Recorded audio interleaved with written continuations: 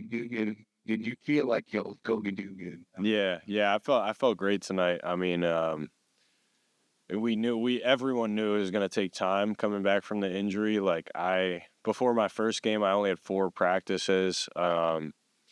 So yeah, I mean, just getting back into the rhythm, practicing every day, getting my game routine back. Yeah, I felt good tonight. Did you, Jalen? It seemed like you had Ely a lot tonight, coming up 43-point game. Because it kind of what did you do? You slowed it down. I feel like we did a good job as a team. One thing that they don't do a very good job of is driving and kicking, and we know that we had a crowd to paint and make them make that extra pass, and that's one thing we did. We also knew that we had to run him off the 3-point line, and we did a really good job of that. He had 43 at Campbell, so we had to make sure he couldn't come up to our crib and do the same. And then Joel, give you 6 blocks to bring the tech and change a lot of people's. You only do a lot of you change a lot of people. Yeah, he had an unbelievable stretch there in the first half. Might have been all 6 of them in a row there. It was pretty crazy.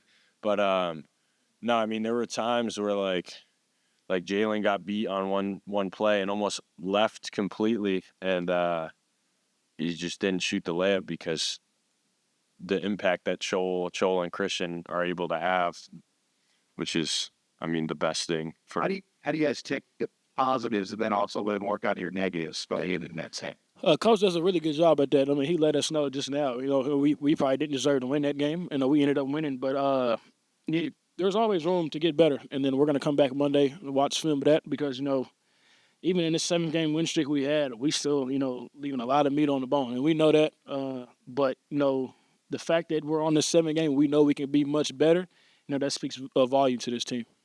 About having that killer instinct when you kind of got them down to get a double-digit lead. How do you kind of get that next couple of baskets kind of thrown away? Yeah, I think I said it's similar to last week what I said. We just got to take care of the ball in those stretches, keep defending, keep getting kills, which is 3 stops in a row.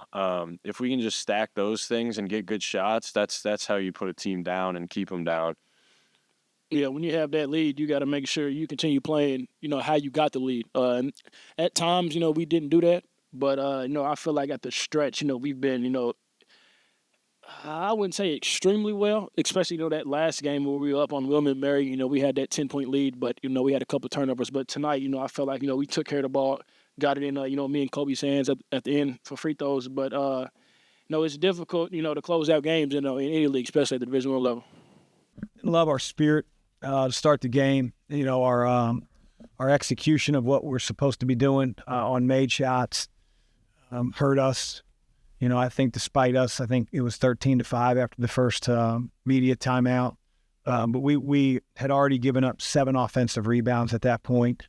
We're not in sync offensively. Didn't really have command of what we were supposed to be running from our point guard. And that's not usually the case with Jalen, but it was today. And it got us off to a pretty rough start that it was eventually going to, even itself out in the first half because, we weren't physical enough on the glass, and offensively we were a mess. And I think it's not the missing shots. It's just, the organization. What are we running?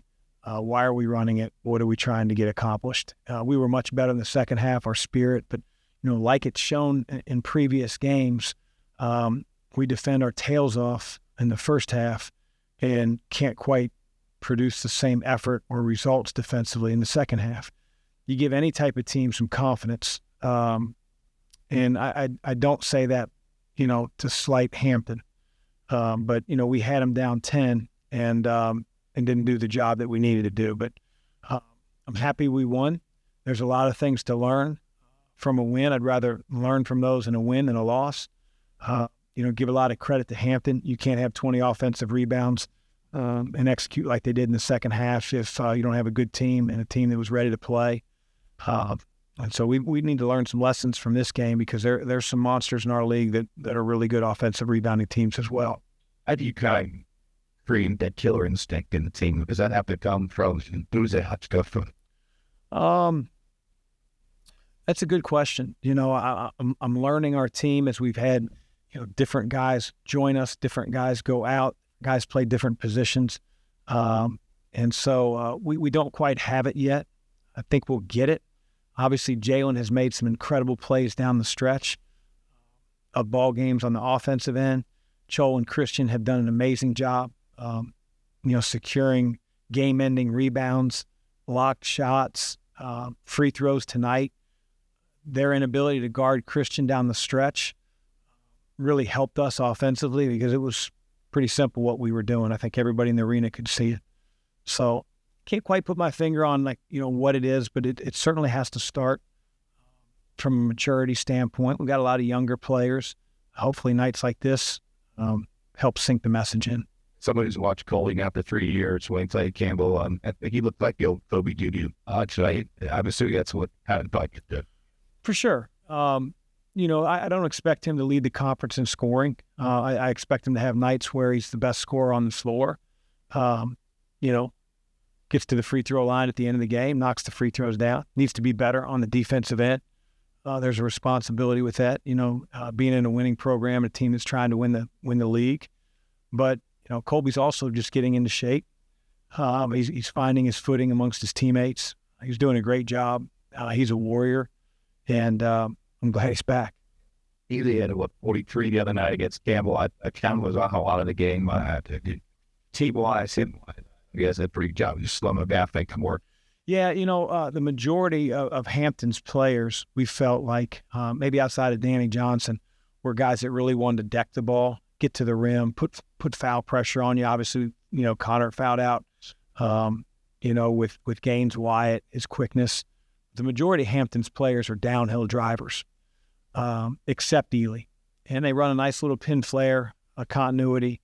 For the majority of the time, we were going under. Everybody's flare screens probably shouldn't have gone under his a couple times. He's a really talented scorer, and glad he didn't get going as much as he did the other night against Campbell. But you switch things up in the mains on the end of what you're looking at a zone there. I thought that kind of confused it. Sure. Yeah, our zone was pretty good. We went to it because we were failing in our man defense, to be truthful. Their ability to deck it, to get by primary defender became a problem. And, it's a little bit more hold the ball, pass it around the horn, try to find your spots against the zone. Our zone's been pretty good. My worry is, when you give up 20 offensive rebounds, it's not as easy to block out in zone as it is in man. So there's a little give and take, and that happened a couple times, but it helped us out for sure. Was it more what they were doing on the offensive glass, or that you guys just won five? A little bit of both. I mean, they've done it to a lot of teams. I don't know about 20, but we've had issues with it. Can't run from it. We got to figure it out. I've always been a big believer that you don't have Wilt Chamberlain on your team or Shaquille O'Neal, and we got some big 7-footers, but they're guarding out. They're blocking out their primary guy. The other 4 guys got to join the fight. Doesn't mean that they have to come away with 10 rebounds individually, but their matchup can't get the rebound. You just got to carve out space and keep him from getting it, and be quicker to the ball. And we haven't learned that consistently enough yet. The silver lining, this winning streak, I think your average margin of victory is maybe 8 points.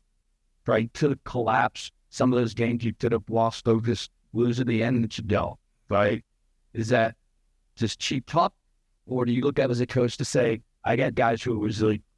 Yeah, I mean, I think some games we've shown that we've been, pretty daggone resilient. I'd also be lying if I didn't think we had one of the best closers in our league, in Jalen. He does a great job keeping the ball in his hands, drawing fouls, finding, found Cho a couple times when they switched.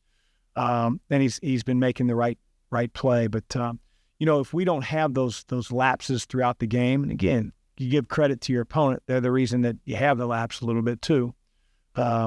We wouldn't necessarily maybe be in that position as often. And that concern you talked about, you saw this press conference. If you looked at the way these teams are made up now, bringing all the guys in. Yeah. Right? If this is a team that you've had 3-year starters, right? Less frustrating, probably don't see the same problems. Is this part of that going? Yeah, I think so. I really think so. I think, you also, I don't know about that. It's just the state of college basketball until there becomes a little bit more stability, if there ever does become. But, yeah, we've got great dudes in the locker room. We got guys that care about winning, and they're just trying to figure out what their individual, how they can bring their individuality to a team setting. And, because you got individual goals, but they can't come before the team. And our guys have done a great job of sacrificing for that. We got to continue that. Frustration on how the offense wasn't running as you wanted. Trailer goes in the game, yet it feels like there's a little bit of a different change, a different spark, maybe a quicker step. You can't get back going. They keep him at 1 and Jalen at 2 more off. Chad will eventually be a full-time, point guard. He is for the most part when he's in the game, but Jalen's one of the best players in our league, and he's got a lot of experience. And so there's nothing wrong with having 2 point guards in the game. So many programs over the years have done that. So many programs, including one of my best teams at Xavier. We had a kid named Mark Lyons and Tu Holloway and Jordan Crawford played the one a little bit in the NBA. So you can play multiple point guards, and Chad did a great job when he came in. He sparked it with the defense, and he's been really, really steady for us as a freshman. Coach, on that same note, when you have a night where you're giving up 20 offensive rebounds, do you look down the bench and think of maybe I do Twin Towers with Reeves and Machado at the same time? Yeah, I've thought a lot about it. We probably haven't carved out enough practice time with what we're going to do offensively. Colby being out for the longest time, and I've said this, when you play those two together with not having Will Mortimer or Colby for a long period of time, let's say they play 4 or 5 minutes together, you can't take them both out, because you'd have Jackson Prunty when we were injured playing your 5. And so that's been a little bit of the issue. You also have matchup issues, but that's something that we have to look at if we're not going to rebound it as well. Thanks, guys.